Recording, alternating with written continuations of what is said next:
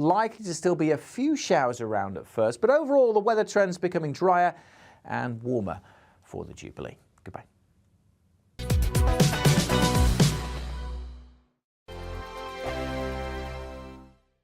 We are GB News. We're right across this great nation. On TV, on radio, on digital. Absolutely everywhere. We don't talk down to you. We embrace all voices. With honest and civilised conversation. We're not part of the establishment. We're one of you. And we're only getting started. Join us on GB News, The People's Channel. Britain's news channel. Every morning from 6 o'clock, we'll wake you up with GB News Breakfast with all the stories you didn't know from the night before. So whether it's serious news, entertainment, or your own news from all over our great nation, we're here to kick off your day with a smile. And the national media should be reflecting and reporting what's happening here. You will notice the northwestern accents. Whether you're with us on TV, radio, or online, every morning it's breakfast from 6 a.m. Hope you can join us.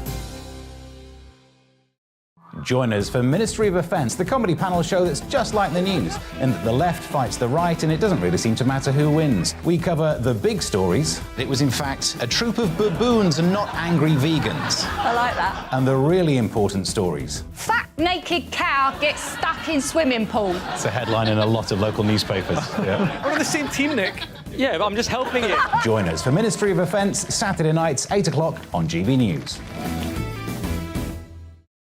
I'm Dan Wootton. Join me Monday to Thursday from 9 to 11 for the feistiest and most fun news debate on TV, where free speech reigns. I'll bring you a sharp take on the day's biggest stories, bombshell newsmaker interviews, and A-list guests. And I guarantee you, no spin, no bias, no censorship, and no reason to go to bed. That's Dan Wootton tonight, Monday to Thursdays from 9 on GB News.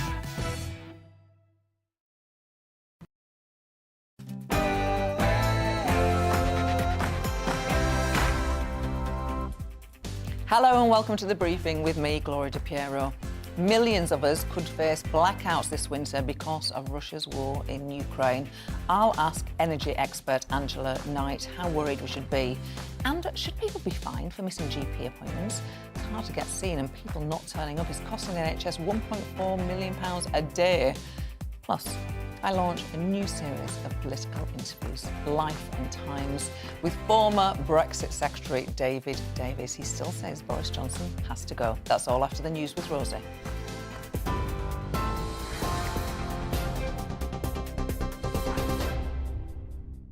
A very good afternoon to you. It's just 1 minute past 12.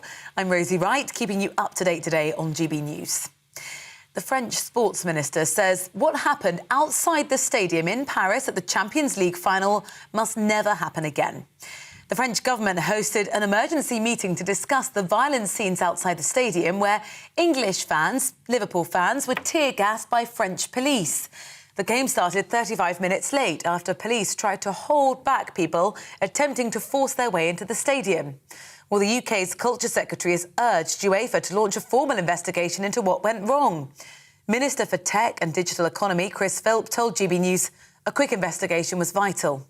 Deeply concerned. I've seen those video pictures showing Liverpool fans, children, disabled fans as well, getting pepper sprayed by the French police for no apparent reason. I am deeply, deeply concerned about that. The policing by the French police does look heavy-handed, and that's why it's important to get this UEFA inquiry underway as quickly as possible to urgently find out what really happened.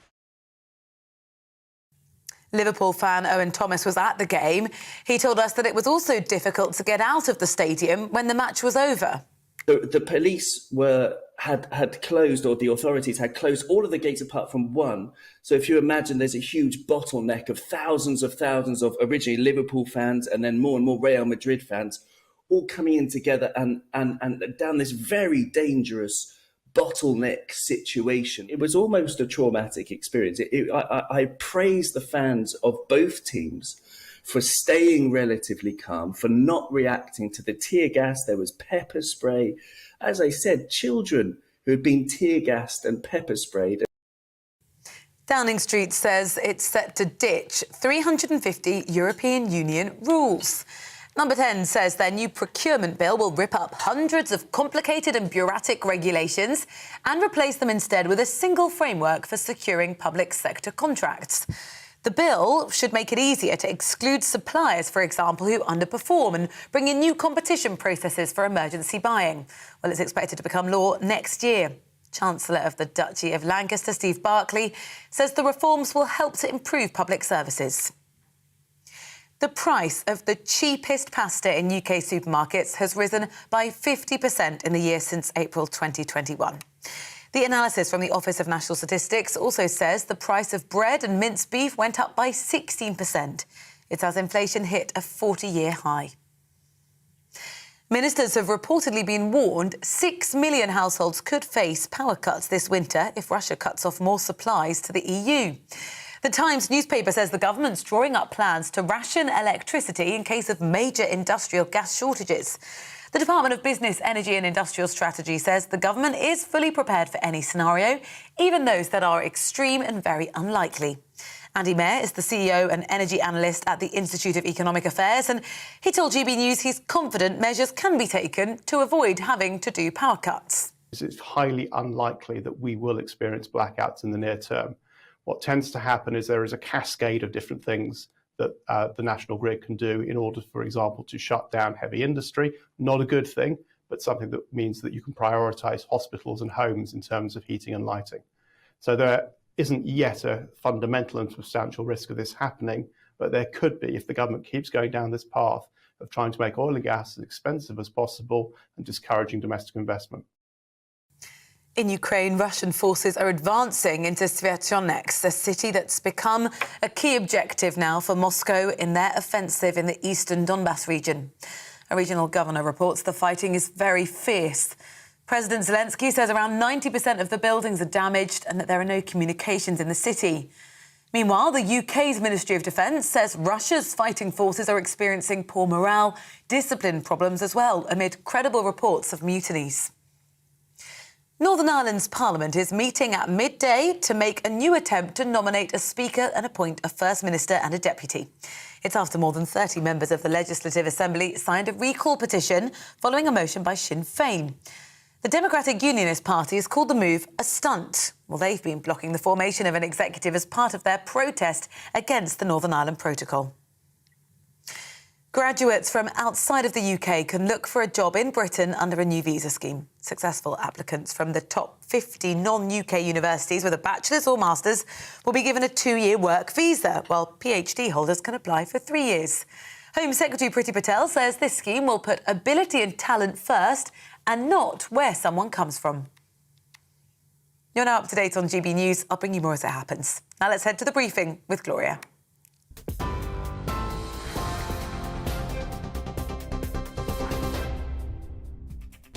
Coming up this hour on The Briefing, are we going back to the 70s? There's warnings today that we might have blackouts this winter if Russia cuts supplies to Europe further.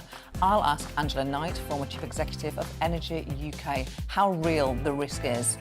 It's hard to get a GP appointment these days, isn't it? And yet 37,000 slots are being wasted every day by people not turning up. Is it time to fine people for no-shows? And I'm delighted to launch Life and Times, where I talk with some of the biggest political figures of our times. Today, I start with David Davis, former Brexit Secretary and Conservative MP since 1987. He says Boris Johnson has to go.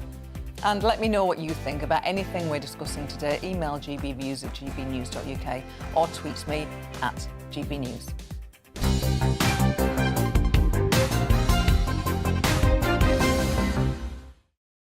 Millions of houses could face power cuts over winter. According to reports, the government has been modelling plans for a worst-case scenario if Russia goes further in cutting off gas supply to the European Union. Joining me today is Angela Knight, former Chief Executive of Energy UK. Good to see you, Angela. These reports that ministers have been warned that 6 million households could face blackouts this winter, does that ring true to you? Well, I think they've got to make arrangements for extraordinary things happening. After all, we have had quite a few crises one way or another over this last 2 to 3 years. But do I think it's likely? The answer is no, I don't think it's likely. We've got a number of options here in the UK anyway. We've got gas coming out of the North Sea, where we have terminals which we can bring liquefied natural gas, LNG and LPG in a way that some countries can't. We've got nuclear power, we've got wind power, and what's more, we've got time to prepare. So, as I say, I don't think it's likely, but at the same time, it's absolutely right that government does have emergency scenarios already played through, tried out. So should an absolute extraordinary thing happen that we've got no anticipation of at the moment, then at the very least, there is a plan to fall back on. When we read headlines saying it might be necessary for the government to ration how much electricity we use, we should chill, we should relax about that. That's very, very unlikely to come to pass, in your view. And that's been in place for some years, actually. There's been arrangements for as many years as I've been involved in the energy industry, the last sort of 6-8 years, that if there is a situation that arises where demand is greater than supply of electricity, then what the arrangements are is that certain industries get shut down. So that's not a new thing to have that as a backstop. It hasn't occurred yet, but I'm wrong there. We had a situation, if you recall, in the eastern part of the country where there was a shortage of supply because some power generators all tripped out sequentially. So that, if you like, gives us at least an occasion where it happened, not by design, but simply by a series of events. But the reality of a decision to close down some industry because of a shortage of supply is not one that I recall having happened. Happen? Hello? Hello. Do you think it could happen? You said it's not happened thus far. Do you think it could? Sorry, could it happen? There's a little bit of interruption on the line, so I'm sure it's my end, so I do apologise for that.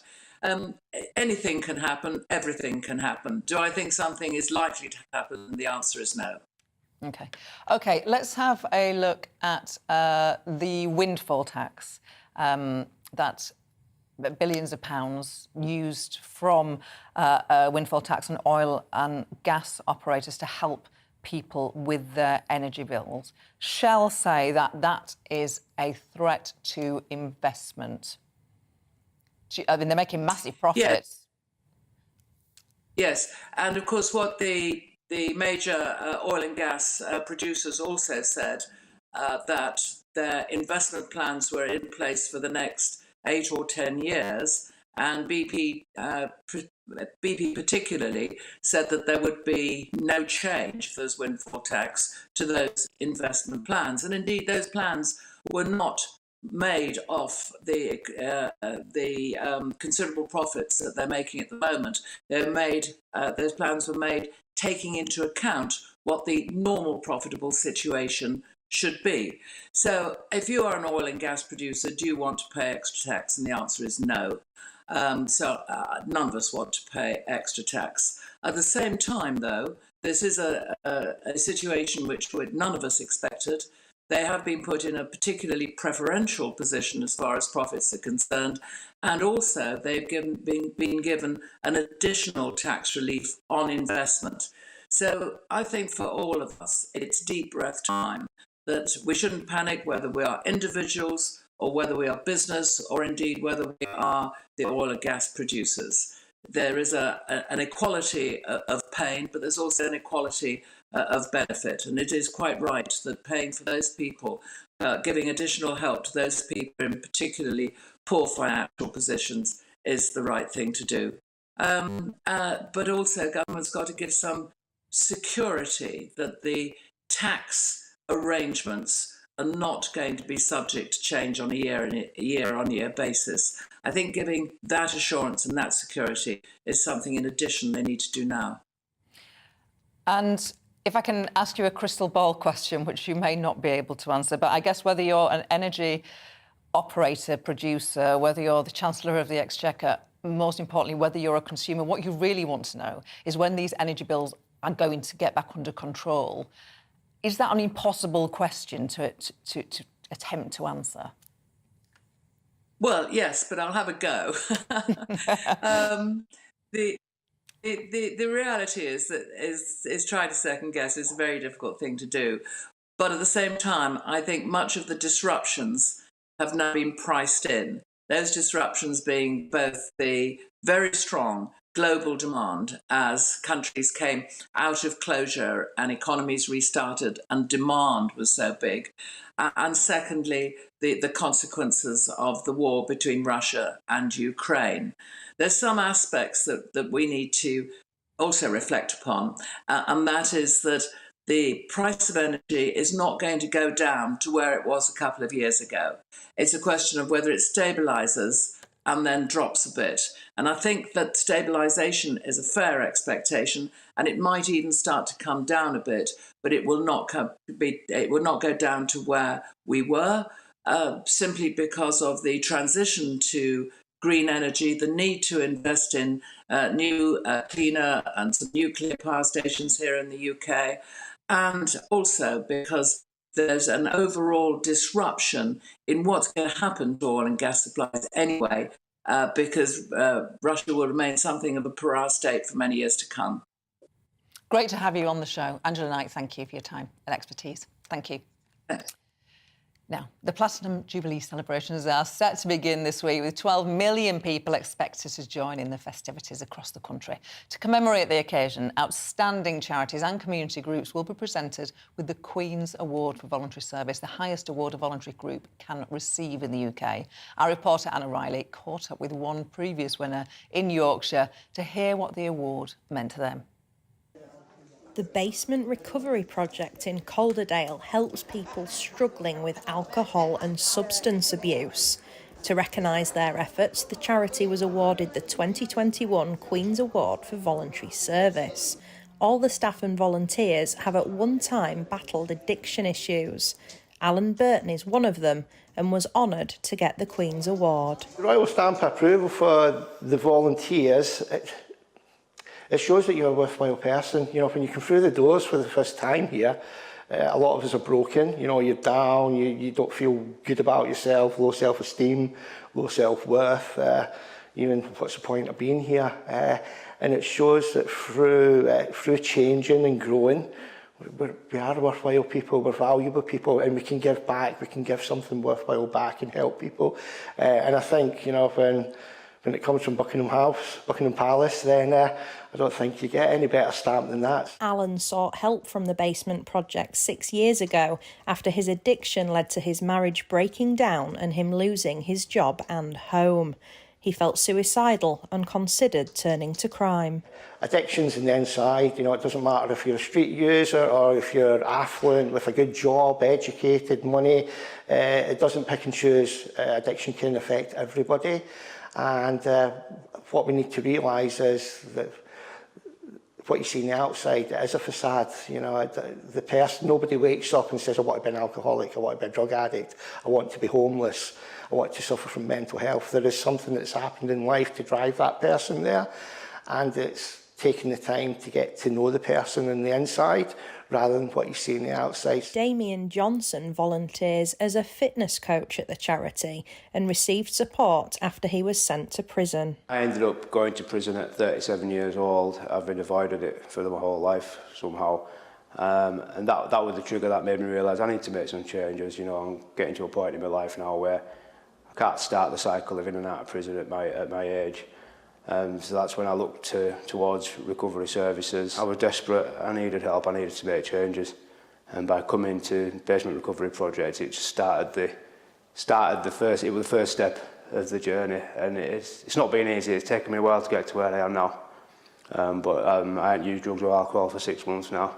You know, so something's worked, something's clicked, and I'm so glad that I did it. And to add to the honour of being given the Queen's Award for Voluntary Service, an invitation to Buckingham Palace awaits volunteers at the charity this summer. Anna Riley, GB News, Halifax. Now, many of us struggle to get a GP appointment, yet 37,000 appointments are wasted every day by people who simply don't turn up. Is it time to find them? I'll discuss that with a former chair of NHS Confederation and former Health Secretary Stephen Dorrell. First, here's your weather. Hello, Alex Deakin here with your latest weather update. Plenty of showers across the country today. Some sunny spells around as well, but it's not particularly warm for the end of May. Low pressure is in control of our weather. It's a fairly slow-moving area of low pressure. Not a lot of isobars on the chart, which means the winds are light, which means the showers are slow-moving, so you can get stuck under the showers for quite a while through the afternoon, particularly parts of eastern England, Northern England, southern Scotland and northeast Scotland. Elsewhere, the showers are a bit more hit and miss, so again, because they're fairly slow moving, you may stay largely dry and bright with a bit of sunshine. Temperatures could creep into the high teens, but for most we're low to mid-teens at best, feeling cooler, particularly if you get caught in a downpour. There'll be plenty of those around, and we'll still keep those heavy showers through the evening. They'll slowly start to fade, certainly across parts of East Anglia and the southeast, and for parts of the Midlands, southwest England, not too many showers overnight. The showers also easing across northeast Scotland, but we'll keep some elsewhere. Temperatures dropping down into single figures even in towns and cities. So a coolish start to another showery day on Tuesday.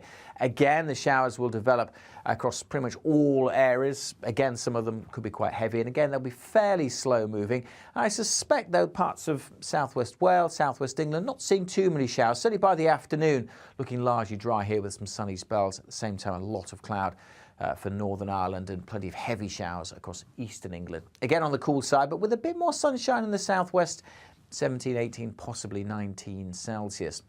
Still, the showers keep going as we head through Tuesday evening and into Wednesday, and we'll keep a fair few showers during Wednesday, and that's how it's looking as we lead into the big weekend, of course, the Jubilee weekend. So likely to still be a few showers around at first, but overall the weather trends becoming drier and warmer for the Jubilee. Goodbye.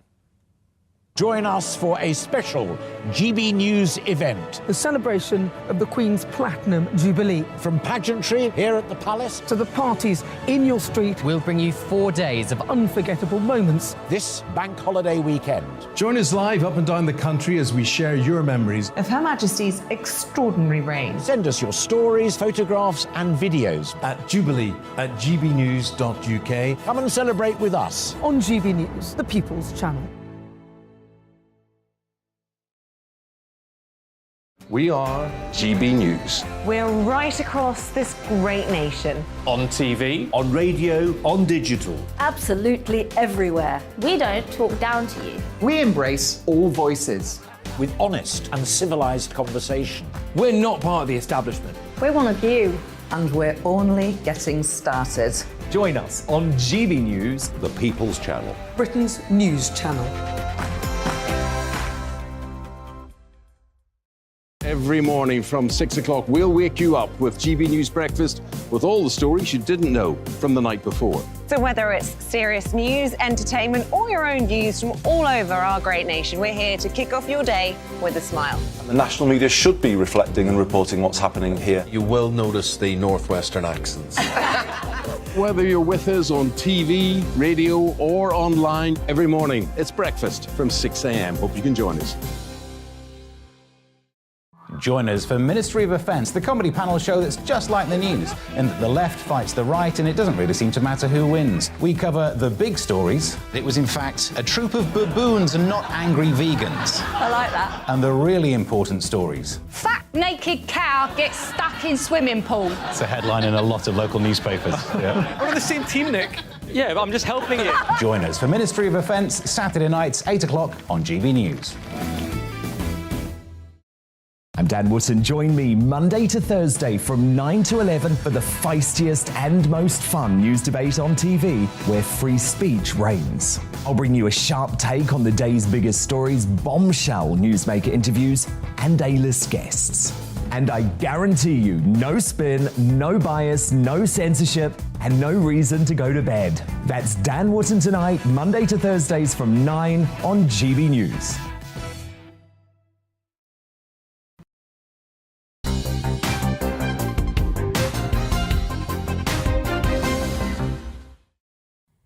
Now, how quickly can you get seen by a GP? It's not easy, is it? But 37,000 people are missing their GP slots every day, and it's costing the NHS a huge £1.4 million a day.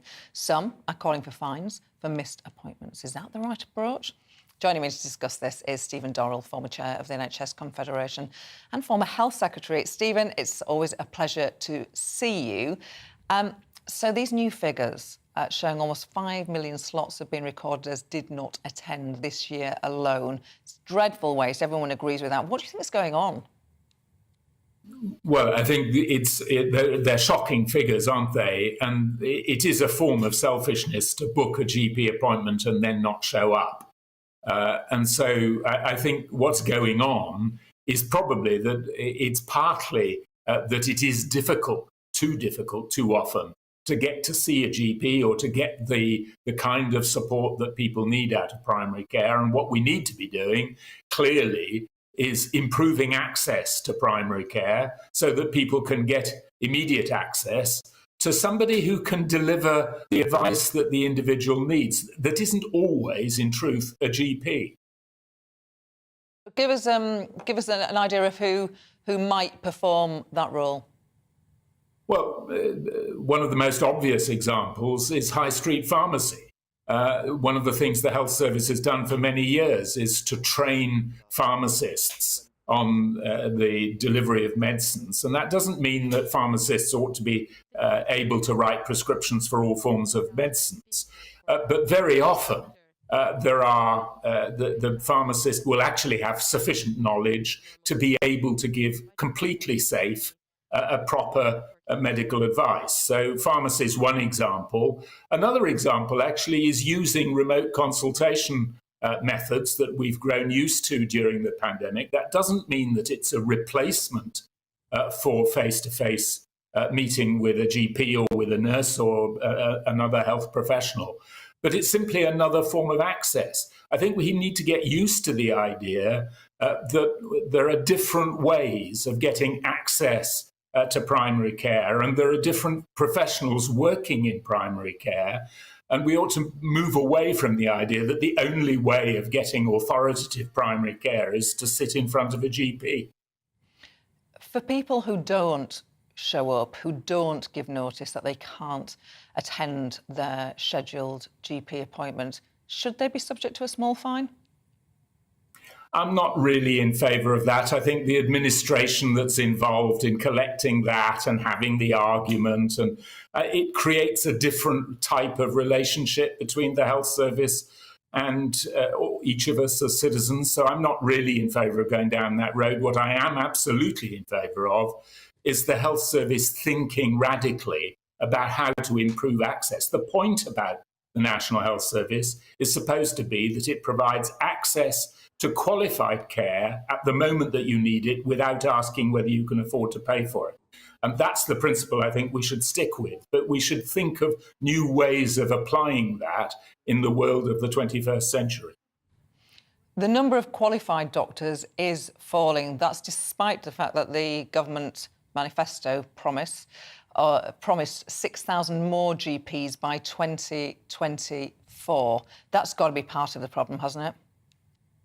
That's certainly an element of the problem, yes. But the other aspect of this is to ask how the health service and the system as we operate at the moment, how efficiently do we use the time of the GPs that we have? Because when we use that time inefficiently, and the extreme example, of course, is when somebody doesn't show up. But also, when a GP's time is used to do things that don't actually require 5 years at medical school to be able to do them safely, then we're wasting the resource of GPs. So, yes, of course, we need to ensure that we've got a full supply of job opportunities for people, but we also need to ensure that when we've got them, we use their time effectively to deliver proper care to the patients who need access to them. Final question, and I'm going to change the subject to get some historical insight from you on politics and where we are today. You always think I do history, Gloria. You witnessed that 97 Blair landslide. Do you see any parallels between what happened back then in the run-up to that and what's happening to the Conservative Party today? Well, as you probably know, I'm sure you do know, I'm no longer a Conservative. I left the Conservative Party in 2019 after 49 years. But I do think that the government, the Prime Minister and those who remain in the Conservative Party need to think very carefully about the way in which they're losing trust, not just in themselves as individuals and in the Conservative Party, but in our democratic institutions.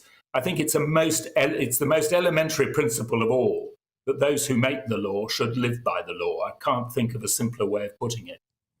If you were a betting man, do you think Boris Johnson will lead the Conservative Party into the next election? I can only say I hope not. Stephen Dorrell, it's always a pleasure to chat to you. Thank you for your time today. Next, I'm delighted to share with you a new series of interviews. It's quite a limited series because it's a pretty high bar. It's called Life and Times. It's where I'll be talking with key political figures of our times about their experience, their memories, a trip down memory lane, if you like. Today, I begin with David Davis MP, former Brexit Secretary and Conservative MP since 1987. He famously called on the Prime Minister to go early this year, and he's not changed his mind. That is all after the news with Rosie.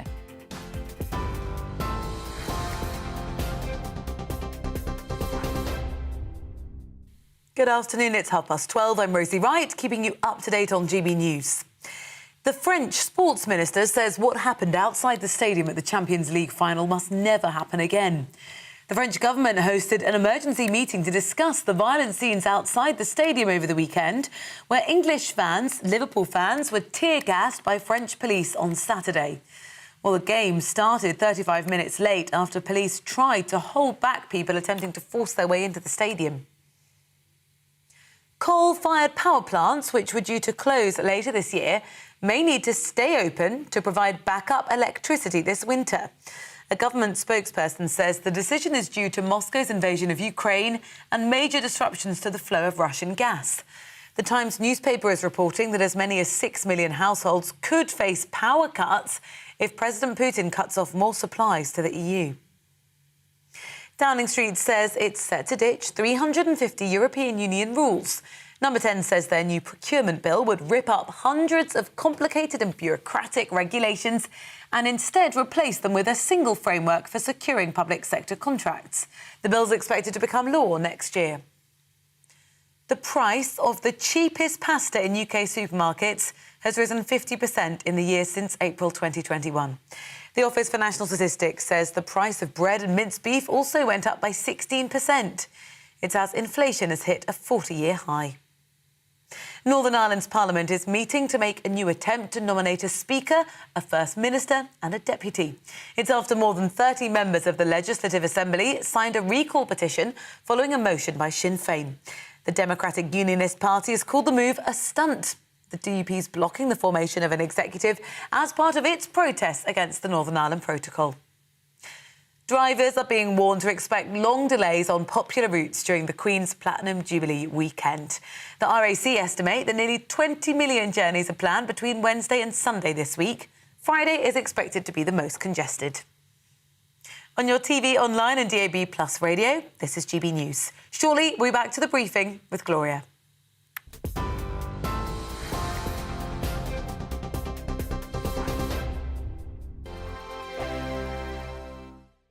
We are GB News. We're right across this great nation. On TV, on radio, on digital. Absolutely everywhere. We don't talk down to you. We embrace all voices. With honest and civilised conversation. We're not part of the establishment. We're one of you. And we're only getting started. Join us on GB News, the People's Channel. Britain's news channel. Every morning from 6 o'clock, we'll wake you up with GB News Breakfast with all the stories you didn't know from the night before. So whether it's serious news, entertainment, or your own views from all over our great nation, we're here to kick off your day with a smile. The national media should be reflecting and reporting what's happening here. You will notice the northwestern accents. Whether you're with us on TV, radio, or online, every morning, it's breakfast from 6 a.m. Hope you can join us. Join us for Ministry of Offence, the comedy panel show that's just like the news, in that the left fights the right and it doesn't really seem to matter who wins. We cover the big stories. It was in fact a troop of baboons and not angry vegans. I like that. And the really important stories. Fat naked cow gets stuck in swimming pool. It's a headline in a lot of local newspapers. Yeah. We're on the same team, Nick. Yeah, but I'm just helping you. Join us for Ministry of Offence, Saturday nights, 8 o'clock on GB News. I'm Dan Wootton. Join me Monday to Thursday from 9 to 11 for the feistiest and most fun news debate on TV, where free speech reigns. I'll bring you a sharp take on the day's biggest stories, bombshell newsmaker interviews, and A-list guests. And I guarantee you, no spin, no bias, no censorship, and no reason to go to bed. That's Dan Wootton tonight, Monday to Thursdays from 9 on GB News.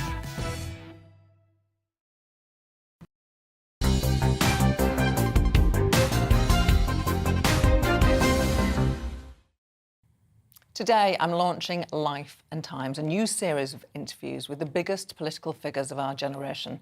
I start by talking with former Brexit Secretary David Davis, who was first elected way back in 1987.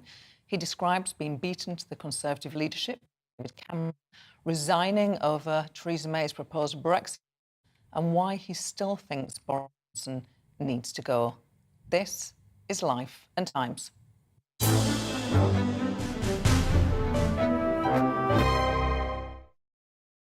David Davis, you became a Conservative MP in 1987. You walk into that parliamentary House of Commons chamber for the first time. Did you feel at home?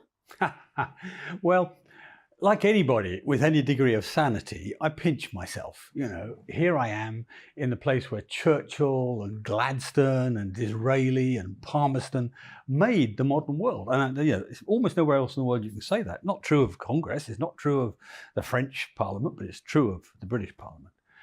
So at one level, yeah, but the other level, no, not really, because my entire life, here's a boy from a prefab, a council estate. I've been running companies, director of major companies. I've been a government minister. I'm sort of used to being out of my natural environment, if you like. So you have been in Parliament through some extraordinary moments in political history. Mm-hmm. What was it like to be a Conservative MP when the party decided to get rid of Margaret Thatcher? Slightly shocking. It wasn't the biggest shock, because a few months before, Nigel Lawson had resigned, and I was sitting in the smoking room. Now, you know where I mean. Love the smoking room. You can't smoke anymore. You can't smoke, but it's teeming with people, right? Everybody drinking. It varies. It's like a sort of really good club, and I thought there'd be a sort of shock and sort of funereal response. No, nothing of it. It was like being in a piranha tank with blood in it. You know, everybody was excited, and I worked out after a short while that actually they were all working out what it meant for them, because the Chancellor goes, somebody else gets promoted, somebody else gets that job, and so on. Politics and Parliament is not predictable in that way. I was slightly shocked by that, sort of rather naive young man I was. I thought everybody would be sad and loss of the greatest Chancellor in modern times. But no. And the same with Thatcher. I was a fiercely pro Thatcher MP. I'd come back from abroad to come to Parliament to support her, because she was fighting battle after battle. So I was not happy that she was going, but I'd also forecast it. When everybody else was saying, oh, she'd beat Heseltine easily, I'd worked out that she'd miss by 4 votes. And I said that publicly, and all of a sudden I became like the sort of, like some sort of fortune teller, because I got it right. Luck, as always. And so I wasn't that surprised. But I was sad for her, sad for the country. And I instantly started thinking in the new parliamentary mode, who do we need instead? And I ended up lighting upon John Major, and that's who it turned out to be. And John Major went on to win that general election in 1992. Against all the odds. Against all the odds. He had a small majority. His life was made a misery by a small number of Eurosceptic MPs who were rebelling against the Maastricht Treaty. You were a whip at that time, but I'm guessing you would have had sympathy with the rebels. Oh, yeah. How did you manage that? Well, two things. I mean, firstly, bear in mind the Maastricht Treaty was voted on both before and after the 92 election and had huge majorities and speeches in favour from people like Bill Cash, who were in favour of it at that point. Then what happened was the Danes voted it down in a referendum, and I tried to persuade the Prime Minister to renegotiate it for us as well. And there was a very big, sinister meeting in the Cobra room. This is the Cabinet Office briefing room, the sort of counter-terrorism room, where the whole Whip's office told him, this is going to be a disaster. And he carried on anyway. And you're right, I didn't like the Maastricht Treaty, but I calculated that if we had lost the vote on the Maastricht Treaty, it had been a confidence vote. That meant we would have had a Labour government, John Smith in charge, and we would have signed up to the euro and the social chapter straight away. So the Eurosceptics, rather than protecting the country, would have thrown the country further into the pot. So I actually volunteered to stay on and become the Maastricht whip. I was the central whip of the battle. I was the person who everybody was sticking pins in, I think. But it was my job to keep the government in power, and that's what I did. How did it affect John Major psychologically? Can you tell when somebody is really feeling the heat? He's a lot tougher than people think. He looks quite mild-mannered. There were times when I went to see him in his flat and he was almost, you'd think he was almost broken, but he'd bounce back in 24 hours. That was the nature of the man. So yeah, and it basically crippled his entire time in office, really. I mean, from then on, he and of course did huge damage to the Conservative Party. I mean, we're down to 100 and odd members after that. So it was not good for the Conservative Party, and I think at the end of the day, if we hadn't signed the Maastricht Treaty, we would still be in the European Union now, ironically. How these things bounce backwards and forwards, but that's the way of it. We all know what happened in 1997. So here are the scars. You went through, the party went through a number of leaders. In 2005, you stood for the Conservative Party leadership. You were the front runner in that race. As the race went on, your momentum ebbed away. David Cameron's from nowhere rose up. What was that like? What happened? Happens to everybody. I mean, it happens to every front runner. It's a dynamic of the process that the person who's in front, everybody else wants to pull down. Let's say you've got 7 runners or whatever it is in a contest, or 5. Everybody other than the leader wants to pull the leader down. That's what happens. And also there's another thing as well, and that's bluntly just boredom by the media. They get fed up. If you're in a lead for 6 months, as I was, then they start to look for something more interesting. They've heard your story over and over and over and over again.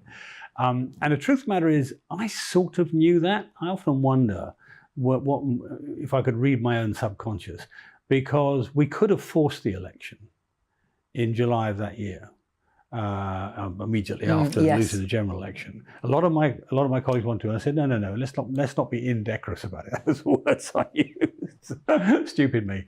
And so we didn't win. But it's so what, really, at the end of the day.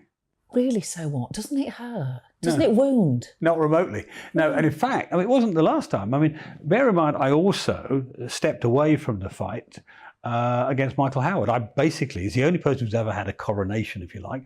I caused it by saying, I'm not going to run in such a way it made it difficult for anybody else to run. I said, in the interest of party unity and the nation and so on. And so I stepped away from then. But even more clearly, when Theresa May had lost her general election, everybody in the party wanted me to step in and take over. And I said, no, I have my loyalty to my boss, and that's it, and I'm not going to do it. So no, I am quirky like that. I don't live to be leader of the Conservative Party.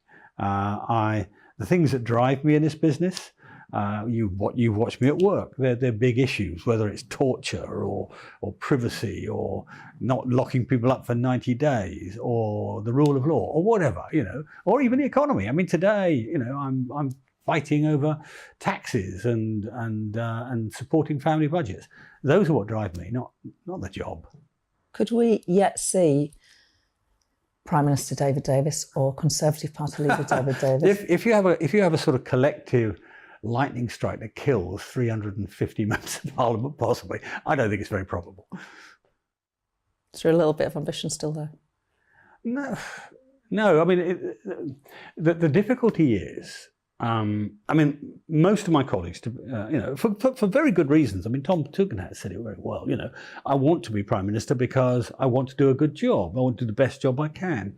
I don't see it that way. Look, I mean, even being a minister, I'm always ambivalent about the powers of being a minister with the powers of being a backbencher. Because as a backbencher, I can drive this. I mean, I've removed a couple of Home Secretaries from office for various reasons. I was the first person to defeat Tony Blair in the House of Commons over 90 days. I stopped all the stuff on torture. I took the government to court and defeated them there.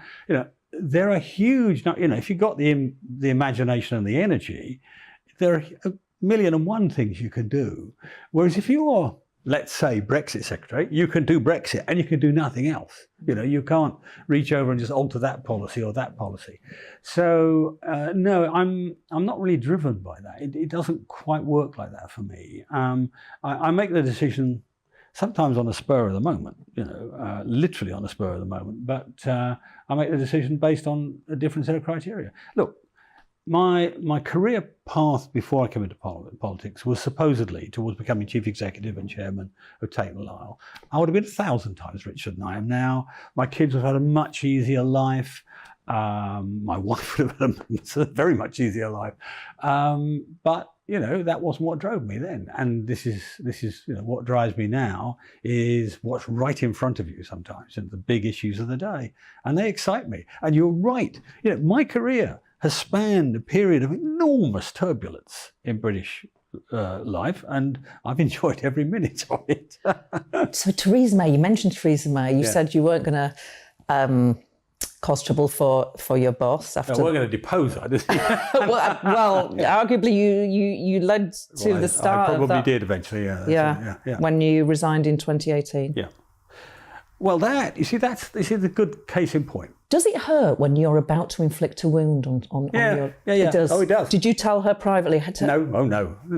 I never tell anybody. I mean, this is the point. It's what my colleagues and my friends said. You didn't say. And I said, no, of course not. If I told you, you'd try to persuade me otherwise, or you'd tell somebody else, or whatever. So no, secrecy is a very important part of effectiveness in politics.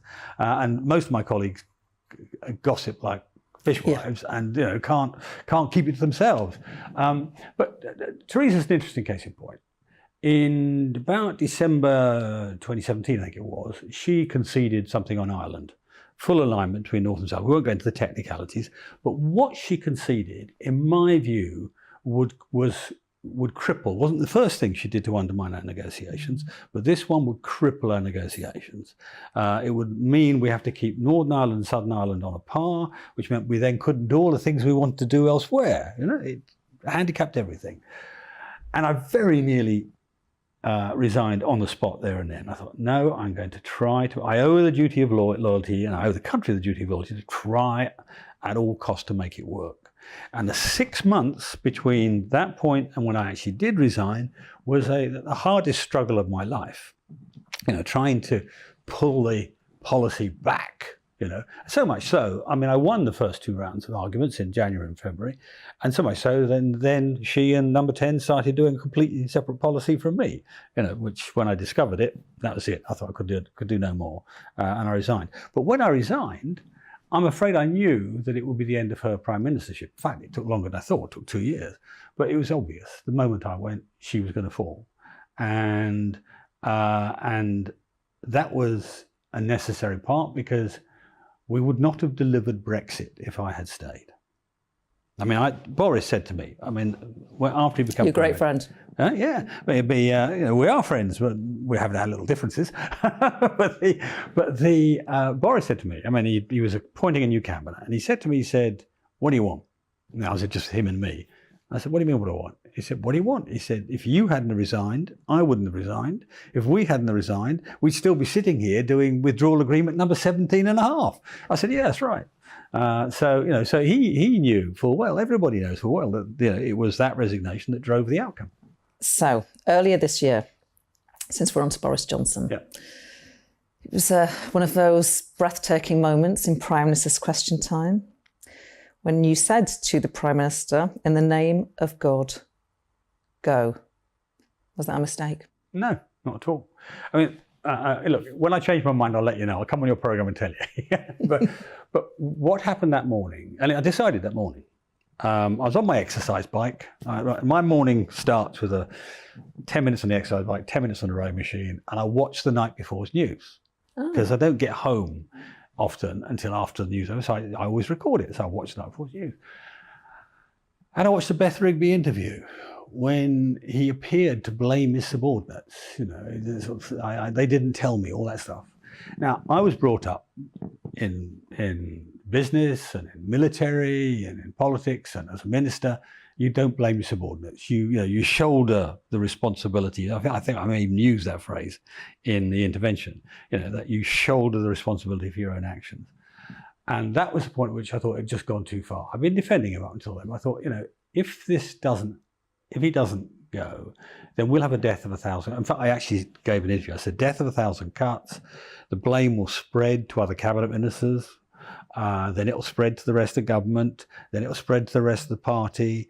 And it'll go on till Christmas. Well, so far, every single one of my predictions has been right, And the bit that people forget about it, about that quote, was the first bit, because it was a quote from Cromwell. Eventually, it was actually a quote from Cromwell, a quote by one of Churchill's supporters, and then from Cromwell.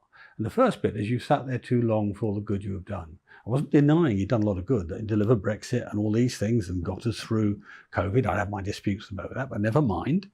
And it's, you sat there too long for all the good you've done. You've done so much good, don't blight it. And that was my basic line. And that was it.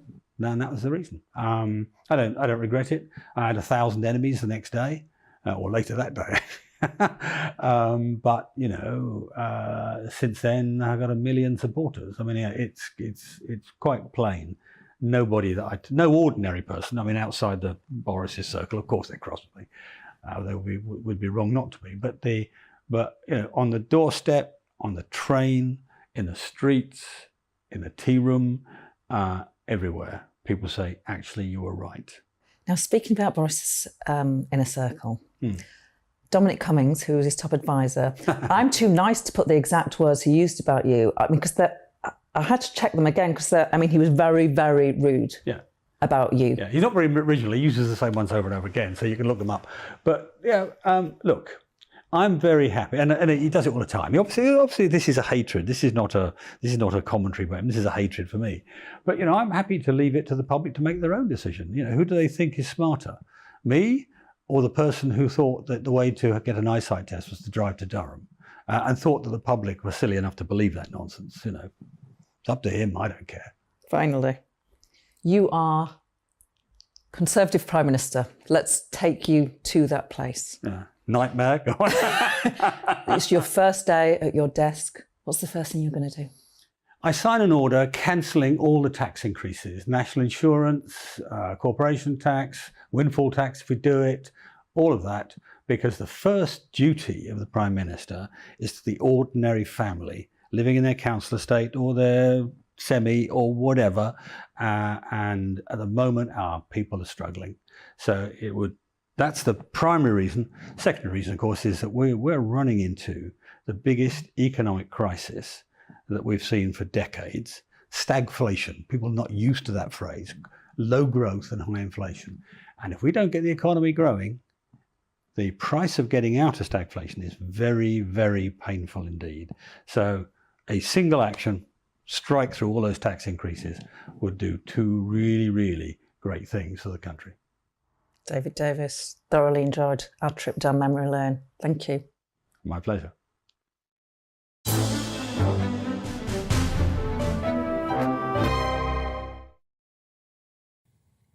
Thank you for getting in touch today. Keith doesn't seem very happy with the suggestions of charging patients for not going to their GP appointments.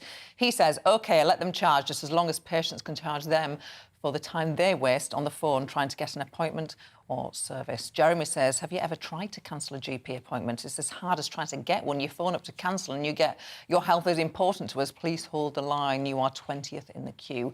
Most normal people would hang up. Keith got in touch to say, I'm not really understanding how missed GP appointments are costing the NHS. Tracy says, I've had recent appointments where I go and then there is no appointment because they cancel it and don't tell you. Tina is a big fan of David Davis. She says the best leader the party never had.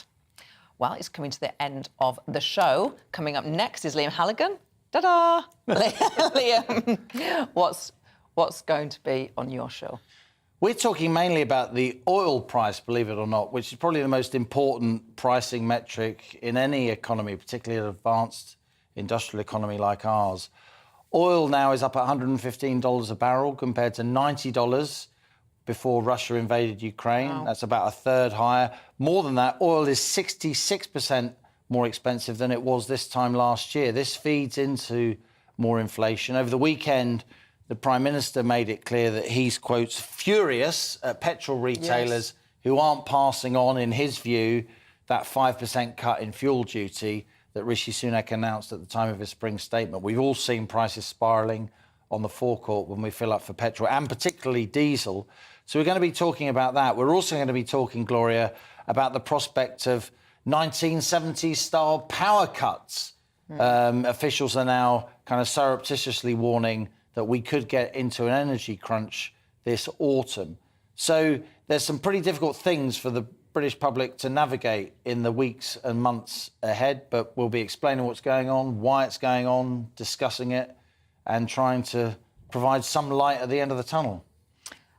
Is it possible to think of a time when prices, the cost of living, will return to normal?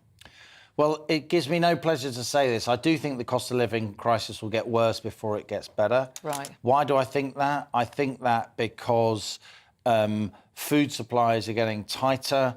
You're not only getting food not coming out of Russia and Ukraine because of shipping embargoes and military considerations and otherwise. You're also getting farmers across the world sowing less food because fertilizer is so expensive, as we've often discussed. Fuel's so expensive. So I do think the cost of living crisis is getting increasingly serious. The government is doing what it can to help, of course, but as Rishi Sunak has said, he can't, he can't completely cushion us from the realities of global financial markets. Looking forward to your show, Liam, as ever. You've been watching The Briefing with me, Gloria De Piero. I'm back every Monday to Thursday from noon. Before Liam, it is time for your weather. Hello, Alex Deakin here with your latest weather update. Plenty of showers across the country today. Some sunny spells around as well, but it's not particularly warm for the end of May. Low pressure is in control of our weather. It's a fairly slow-moving area of low pressure. Not a lot of isobars on the chart, which means the winds are light, which means the showers are slow-moving, so you can get stuck under the showers for quite a while through the afternoon, particularly parts of eastern England, Northern England, southern Scotland and northeast Scotland. Elsewhere, the showers are a bit more hit and miss, so again, because they're fairly slow moving, you may stay largely dry and bright with a bit of sunshine. Temperatures could creep into the high teens, but for most we're low to mid-teens at best, feeling cooler, particularly if you get caught in a downpour. There'll be plenty of those around, and we'll still keep those heavy showers through the evening. They'll slowly start to fade, certainly across parts of East Anglia and the southeast, and for parts of the Midlands, southwest England, not too many showers overnight. The showers also easing across northeast Scotland, but we'll keep some elsewhere. Temperatures dropping down into single figures even in towns and cities. So a coolish start to another showery day on Tuesday. Again, the showers will develop across pretty much all areas. Again, some of them could be quite heavy, and again, they'll be fairly slow moving. I suspect, though, parts of southwest Wales, southwest England, not seeing too many showers. Certainly by the afternoon, looking largely dry here with some sunny spells. At the same time, a lot of cloud for Northern Ireland and plenty of heavy showers across east.